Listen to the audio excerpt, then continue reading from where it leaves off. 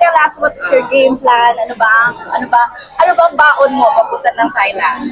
You know, me and my team prepared very well for this. So every step of the way, we have everything planned, to the accessories, to the bags and everything. And then everyone can just expect that I'll do my best to bring home the 5th crown.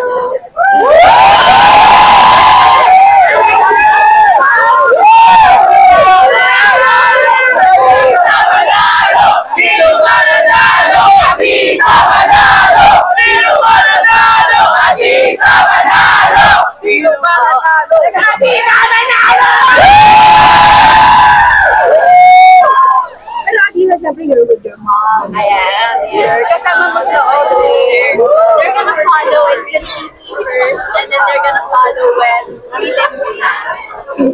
At paano ka naglandaan? Sa preparations, alam namin talagang mukhang pinagandaan mo na to since how many years ago pa, pero paano the journey get you?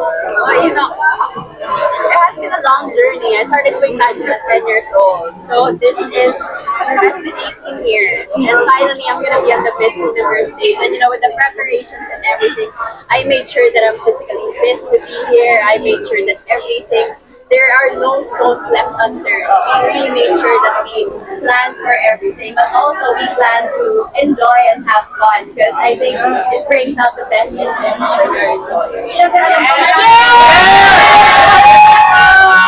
Alam ko maraming nabigay sa'yo na advice, especially from other Miss Universe best na ipinadala na natin. What's the best advice that you got from them? You know, the best advice I got is to enjoy the journey because it's a once in a lifetime thing. Yes! Yes! Ano masasabi mo? Grabe yung support rin ng fans. Finally, nasa Miss Universe ka na. May binago ka ba? Alam ko, sobrang ang dami mong pinagdaanan, ang daming fans sa sinagyan.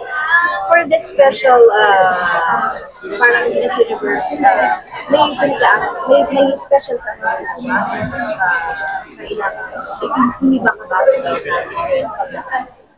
Ano mo, wala akong iba. I think I just improved everything about me. Like everything I think I could improve, I improved on and I trained on it. But in terms of binago, wala. Your message na lang to all your fans, to all your kababayan. Oh my God, thank you so much.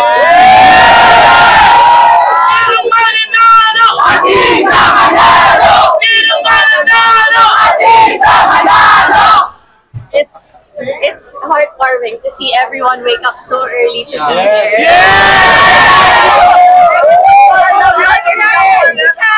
I really appreciate it. This is like the greatest push I can get before I leave it.